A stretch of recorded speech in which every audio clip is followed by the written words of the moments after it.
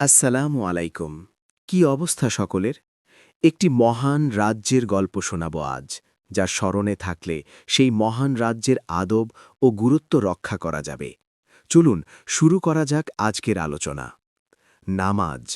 নামাজ হল এমন একটি ইবাদাত যাতে আল্লাহর জন্য শাসক সুলভ আনুগত্যের বহির্প্রকাশ রয়েছে, যাতে আল্লাহর মাহাত্ম্য প্রকাশ পায়।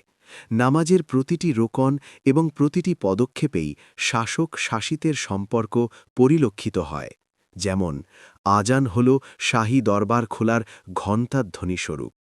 শাহী দরবারে উপস্থিতির জন্য শরীর ও পোশাক পরিচ্ছদের প্রতি বিশেষ যত্নবান হতে হয় এবং উত্তম পোশাক পরিধান করা হয়।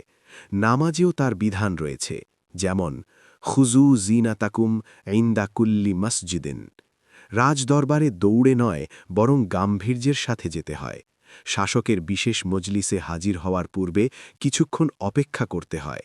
সুতরাং নামাজের মধ্যেও সঙ্গত এটাই যে নামাজ শুরু হওয়ার কিছুক্ষণ পূর্বে মসজিদে গিয়ে অপেক্ষা করবে। এরপর আল্লাহু আকবার বলে হাতের ইশারায় এ বিশ্বজগৎকে পশ্চাতে ফেলে আল্লাহর দরবারে হাজির হতে হয়। এটিই হল তাকবীরে তাহরিমা।